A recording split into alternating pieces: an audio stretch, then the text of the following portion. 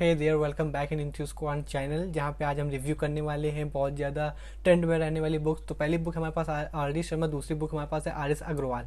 ठीक है, तो पहले हम आर डी शर्मा को रिव्यू करते हैं, डिटेल रिव्यू करेंगे दोनों बुक का, फिर उसके आखिरी में हम कंक्लूजन देंगे। तो चलिए देखते हैं पहले आर डी शर्मा को। तो अगर देखते हैं हम ये 2023-2024 के लिए देख रहे हैं, तो अगर हम बात करें किस चीज़ की, तो 2023-2024 के लिए सीबीएसई ने क्या हुआ कि आगे के जितने भी थ्योरम्स थी वो डिलीट कर दी है। यहाँ से इस बार का जो मैथ का सिलेबस रहने वाला है क्या फंडामेंटल थ्योरम अर्थमेटिक्स से रहने वाला है, इस वजह से हमने यहाँ पे उसको पिक किया हुआ है। ठीक है, तो पहले क्या रहने वाला है, पहले हम एग्जांपल्स देखते हैं। हालांकि अगर बात करें थ्योरम की क्या होती है, तो थ्योरम को उसने आर शर्मा ने बहुत ज़्यादा अच्छे से बताया हुआ है कि जो चीज़ जिस चीज़ में होती है, क्या मतलब अगर ये चीज़ अगर हम थ्योरेटिकल समझने वाले हैं तो उस चीज़ के लिए यहाँ पे उसने दिया। फिर जो दूसरी थ्योरम है उससे एनसीईआरटी का भी देखो मार्क किया हुआ कि एनसीईआरटी से हमने पिक की है थ्योरम, फिर उसको उसने प्रूफ किया हुआ है।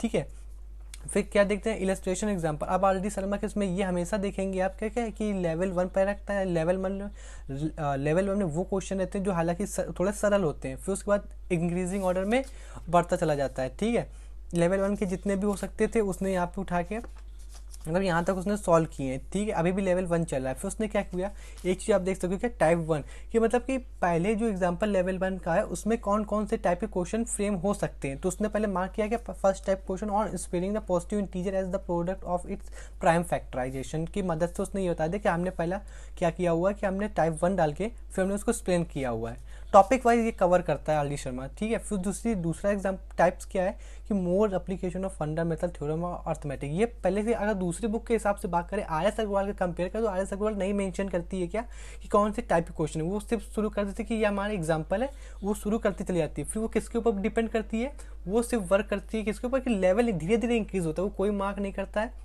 डायरेक्ट लेवल इंक्रीज होता चला जाता है। ठीक है, फिर यहाँ पे लेवल 2 देख सकते हो, तो लेवल 2 कहीं ना कहीं बहुत ज़्यादा उससे हाई होता है किसी लेवल 1 से। तो वहाँ पे उसने देख सकते हो आप क्या एनसीईआरटी एग्जाम्पलर भी उसने कवर की रखी है। हालांकि दोनों बुक आर डी शर्मा और आर एस अग्रवाल भी दोनों एनसीईआरटी एग्जाम्पलर को भी क्वेश्चन रखती हैं। ठीक है, यहाँ पे लेवल 2 आ गया। फिर उसके बाद क्या एक्सरसाइज, सेम जैसा अभी हमने एग्जाम्पल में देखा लेवल 1 और लेवल 2, उसी तरीके से एक्सरसाइज में भी आप देख सकते होगे क्या लेवल 1 के क्वेश्चन पहले आप सॉल्व करोगे फिर उसके आंसर। तो इसमें आप देख रहे होगे क्या कि इसमें लेवल 2 के ऑप्शन इसमें नहीं है। क्यों नहीं, क्योंकि उससे जितने क्वेश्चन फ्रेम हो सकते थे जो कि एनसीईआरटी पे बेस्ड है वो सिर्फ लेवल 1 के फ्रेम हो सकते थे। ठीक है, फिर क्या कर रहा है, यहाँ से ये कॉन्सेप्ट खत्म हो गया, फिर यहाँ से नया कॉन्सेप्ट क्या शुरू हुआ आप देख सकते हो सब application of fundamental theorem of arithmetic. इसने उसको पूरा एक्सप्लेन किया। ठीक है, जहाँ पे थ्योरम की जहाँ पे उसने सब्जेक्टिव की नीड थी उसने पूरा सब्जेक्टिव लिखा, फिर उसने एल्गोरिथम लिखा। ठीक है, फिर यहाँ से इलेक्ट्रेशन एग्जाम्पल आपके शुरू हो गए। ठीक है, देख रहे सकते होंगे आप। फिर यहाँ पे लेवल 1, फिर लेवल 1 में टाइप्स आ गए, कौन से टाइप्स हैं on finding the HCF and LCM by prime factorization method. फिर उसने पूरा प्राइम फैक्टराइजेशन दिखा, एनसीईआरटी क्वेश्चन आया उसने मार्क किया। फिर यहाँ से दूसरे टाइप के क्वेश्चन शुरू हुए क्या on application of HCF and LCM, जितने भी वर्ल्ड प्रॉब्लम फॉर्म होती है एचसीएफ और एलसीएम के ऊपर वो उसने कवर किया। अभी ये लेवल 1 ही चल रहा है। ठीक है, लेवल 1 में क्या थोड़े ट्रिकी सवाल नहीं आएंगे। फिर यहाँ पे एनसीईआरटी का वो आया, फिर यहाँ से एनसीईआरटी एग्जाम्पल। अब यहाँ पे जो लेवल 2 शुरू हो गया, एग्जाम्पल का लेवल 2 शुरू हो गया। ठीक है, फिर यहाँ से उसने लेवल 2 क्वेश्चन पिक किए। फिर आप ध्यान से देख सकते हो कि फिर यहाँ पे हमारी एक्सरसाइज 1.4 आ गई। पहले उसने लेवल 1 के क्वेश्चन रखे हैं, जितने भी उसने लेवल 1 के आ सकते हैं। लेवल 1 का मतलब ये समझिए कि थोड़ा सा ट्रिकी नहीं होंगे। फिर आप जब लेवल 2 सॉल्व करें तो आपको खुद ही पता चल जाएगा क्या कि ये कैसा क्वेश्चन है, ये थोड़ा हाई लेवल क्वेश्चन होते हैं। फिर उसके बाद फिर वही कि यहाँ पे हिंट भी दिया हुआ है, देख सकते होंगे आप, यहाँ पे हिंट भी दे रखा है। ठीक है, जो क्वेश्चन 12 नंबर का था ये वाला उसने इसका हिंट भी दे रखा है। फिर प्रूविंग आ गई इरेशनैलिटी। फिर एज यूजुअल वही क्या अगर थ्योरम आएगी उसको एक्सप्लेन करेगा, अगर वो मैथमेटिकली प्रूव होने वाली तो मैथमेटिकली प्रूव करेगा। फिर उसके बाद इलस्ट्रेशन एग्जाम्पल मार्क किया उसने, पीवाईक्यू को मार्क किया, एनसीईआरटी को मार्क किया, लेवल 1। ठीक है, इसी तरीके से देख सकते हो ये क्वेश्चन कितनी बार आया, सीबीएसई ने इसको पीवाईक्यू में पूछा हुआ है, एनसीईआरटी का पूरा एक्सप्लेन किया हुआ है। आप देख सकते हो यहाँ पे भी एनसीईआरटी उसने मार्क किया, इस तरीके से सॉल्व कराता है। फिर अगर पीवाईक्यू होगा एज यूजुअल उसने मार्क किया हुआ है, लेवल 2 भी मार्क किया हुआ है। फिर hint and solution NCERT example भी उसने कवर की होगी। ठीक है, अगर बात करें तो इस साल की ये सब पोर्शन हट गया है। और भी देख लेते हैं क्या इसके फीचर है। एमसीक्यू पे बात कर लेते हैं, 1 मार्कर पे बात कर लेते हैं। तो आप ध्यान से देख सकते हो क्या मल्टीपल चॉइस आ गए। चैप्टर जब पूरा खत्म हो जाता है ना तो आपका मल्टीपल चॉइस रखता है वो। ठीक है, मल्टीपल चॉइस आ गए, हालांकि ये लिखे हो मल्टीपल चॉइस, सब कुछ दिया हुआ है। कितने मल्टीपल एनसीईआरटी एग्जाम्पलर के भी क्वेश्चन है। एनसीईआरटी एग्जाम्पलर की अगर बात करें तो एनसीईआरटी एग्जाम्पलर ये होती है कि एनसीईआरटी खुद एक अपनी तरफ से बुक प्रोवाइड करती है, प्रैक्टिस के लिए, ठीक है। वो एक बुक है, ना कि एनसीईआरटी के बहुत सारा मिथ रहता है कि एनसीईआरटी का एग्जाम्पल को ही एक बुक बना दिया, ऐसा कुछ नहीं। वो एनसीईआरटी अपनी तरफ से एक बुक प्रोवाइड करती है, ठीक है। आप उसको देख सकते हो क्योंकि सीबीएसई ने उससे बहुत सारे क्वेश्चन पूछे हैं, चाहे वो क्लास 10th का हो चाहे क्लास 12th का हो। फिर उसने फिल इन द ब्लैंक्स भी क्वेश्चन कवर किए हुए हैं, फिल इन द ब्लैंक भी कवर है। अगर यहाँ बात करें तो 35 क्वेश्चन है एमसीक्यू के, जो कि कम नहीं होते हैं। फिर उसने 1 मार्कर क्वेश्चन, जब फिल इन द ब्लैंक भी 1 मार्कर है। फिर उसने वेरी शॉर्ट भी देख लेते हैं, वेरी शॉर्ट VSAQS उसको बोलते हैं, ठीक है, शॉर्ट फॉर्म में।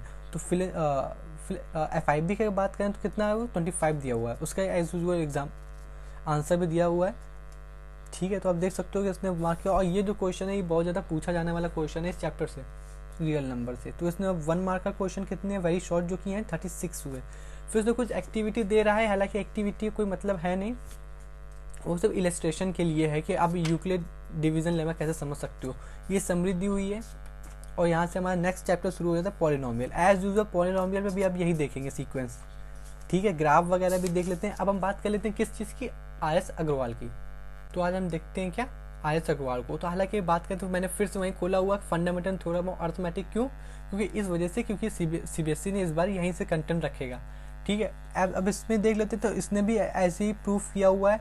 अरिथमेटिक क्या होता है उसने पूरा बता दिया हुआ है, क्या होता है कंपोजिट नंबर, जो भी कुछ है। फिर उसके बाद उसने एग्जाम्पल लिखे हुए हैं, ठीक है। फिर उसके बाद सॉल्व एग्जाम्पल आप देख सकते हो। तो इसमें अगर बात में लेवल 1 लेवल 2 की बात नहीं की, ये क्या करता है, ये क्वेश्चन का लेवल कम से फिर धीरे धीरे बढ़ाता है। इसमें कोई मार्क नहीं करता टाइप्स ऑफ क्वेश्चन क्या होता है, मार्क कर सकते हो क्या। इसने ये नहीं बताया लेवल 1 है कि लेवल 2 है, और ना ही इसने ये बताया हुआ है कि ये टाइप्स के क्वेश्चन कौन सा। डायरेक्ट उसने एग्जाम्पल लिखा, फिर उसने सॉल्व करा, ठीक है। फिर इसने क्या मार्क हमने देखा, क्या इंपॉर्टेंट प्रॉपर्टी जो होती है, क्या हो जिसने बताया, जो कि हालांकि बहुत ज़्यादा इंपॉर्टेंट प्रॉपर्टी है, प्रोडक्ट ऑफ LCM और HCF, जो उसके नंबर होते हैं उसके प्रोडक्ट के इक्वल होते हैं। जब हम ये चैप्टर पढ़ेंगे तब उसमें हम कवर करेंगे हर एक चीज़ अच्छे से। फिर आप देख सकते हो कि इसने कितने एग्जाम्पल, यहाँ पे 17 एग्जाम्पल प्रूफ किए हुए हैं। अगर हम RD शर्मा की बात करें तो उसने यहाँ पे बता दिया हुआ था, याद रखिए, उसने क्या बताया था कि टाइप 2 में कौन से एप्लीकेशन आने वाली, लेकिन इसने नहीं बताया। इसने डायरेक्ट क्या बता दिया, ये बता दिया हुआ है, क्या उसने डायरेक्ट क्वेश्चन सॉल्व, मतलब क्वेश्चन को एग्जाम्पल देते चला गया। फिर यहाँ पे एक्सरसाइज दे दी उसने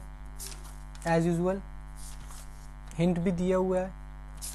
फिर रेशनलिटी प्रूफ करने, अब हम सब रिजल्ट देख रहे हैं इरेशनैलिटी में। तो उसने क्या हुआ, पहले थ्योरम दिए, थ्योरम को भी उसने सॉल्व कर दिया हुआ। फिर थ्योरम 2 दिए कि प्रूफ करना है कैसे इरेशनल होता है, √2 प्रूफ करना होता है, ठीक है। फिर उसने एज यूजुअल थ्योरम 3 दी हुई है। फिर उसके बाद उसने 5 तक 6 कह सकते हो आप, 8 थ्योरम दी हुई है। फिर उसके बाद कह रहा है सॉल्व एग्जाम्पल, उसने एग्जाम्पल को सॉल्व करके आपको दिखा दिया हुआ है। फिर एक्सरसाइज शुरू होगी जो 1D है, उसने आपको प्रूव करना है। देख सकते हो तो सफिशिएंट है। देखो आप एग्जाम्पल भी लगा लेते हो, फिर उसके बाद आपको एनसीईआरटी भी लगानी होती है ना। फिर आप RS अग्रवाल में हो तो एग्जाम्पल भी लगाएंगे आप, फिर उसके बाद आप देखोगे एक्सरसाइज भी ले आएंगे। तो कहीं ना कहीं बहुत सारा क्वेश्चन हो जाता है सॉल्व करने के लिए, जो कि सफिशिएंट होता है। फिर इसने क्या मल्टीपल चॉइस क्वेश्चन रखे हुए हैं, जो कि कितने हैं 26 हैं। ये भी ठीक ठाक क्वेश्चन है, एज यूजुअल ऐसे पॉलिनोमियल के लिए भी होता है। तो अब हम कंक्लूजन देख लेते हैं क्या हुआ, कौन सी बुक लेनी चाहिए, कौन सी बुक नहीं लेनी चाहिए। तो हालांकि अगर आप बात करते हो कि RD शर्मा लेनी चाहिए कि RS अग्रवाल लेनी चाहिए, तो आप देखो अगर मैथमेटिक्स में आपको बहुत ज़्यादा इंटरेस्ट है तो ठीक है, आप RD शर्मा प्रेफर कर सकते हो, क्योंकि आपको इंटरेस्ट है मैथमेटिक्स में। लेकिन आप केवल क्लास 10th के लिए पढ़ना चाहते हो और आगे मैथ नहीं पढ़ना चाहते हैं, आप बायोलॉजी लेनी है तो आप बेसिक मैथ लेंगे, तो उसके बेसिक मैथ के लिए RS अग्रवाल बहुत है। लेकिन आप फिर भी स्टैंडर्ड मैथ लेंगे, आपके आगे भी मैथ पढ़नी है, उसके लिए भी आप RS अग्रवाल के साथ जा सकते हो। क्योंकि अब बात करें तो RD शर्मा में कुछ इस तरीके के क्वेश्चन होते हैं जो कि CBSE के सिलेबस से बहुत ज़्यादा अलग होते हैं। वो आपको कहीं सैम्पल पेपर में देखने को नहीं मिलेंगे, ना ही आपको किसी PYQ में देखने को मिलेंगे, जो कि बहुत ज़्यादा अलग क्वेश्चन होते हैं। तो आप ये कह सकते हो कि RD शर्मा कहीं ना कहीं लेंदी बुक है, लेकिन उसके बाद आपको RD शर्मा का लेनी है तो आप उसके साथ जा सकते हो, ठीक है। कि हाँ RD शर्मा मुझे लेनी है तो आप RD शर्मा ले सकते हो, ठीक है, उसमें कोई बात नहीं है। लेकिन साथ साथ मैथमेटिक्स अकेली नहीं है, उसके साथ SST भी है, आपके SST भी देखनी है, इंग्लिश भी देखनी है, हिंदी भी देखनी है कि नहीं, साइंस भी देखनी है। तो कहीं ना कहीं मैथमेटिक्स RD शर्मा लेंदी हो जाएगी, लेकिन आप उसको उतना ही करें जितना CBSE के सिलेबस में है, ठीक है। फिर RS अग्रवाल की बात कर रहे हैं हम, तो RS अग्रवाल कहीं ना कहीं सफिशिएंट क्वेश्चन रखती है, चाहे वो एग्जाम्पल के हों या फिर एक्सरसाइज क्यों, ठीक है। फिर आपको PYQ भी लगाने होते हैं, सैम्पल पेपर भी क्वेश्चन भी लगाने होते हैं, एग्जाम्पल भी सॉल्व करने होते हैं, ठीक है। फिर उसके बाद NCERT भी लगानी होती है, और कहीं ना कहीं सैम्पल पेपर और PYQ भी लगाने होते हैं। अगर आपके मन में है कि मुझे RD लेनी है, बहुत ज़्यादा मन में, तो आप ऑलरेडी ले सकते हो, ये याद रखिएगा, क्योंकि आपके केवल मैथमेटिक्स नहीं पढ़ने को, ठीक है, तो आप दिन भर यही लगाते रहें, लेकिन अब फिर उसके बाद RS अग्रवाल आपको लेनी चाहिए अगर आपको सिर्फ पढ़ना ही है तो, ठीक है। तो मेरा डिसीजन यही है कि आप RS अग्रवाल के साथ ही जाएँ।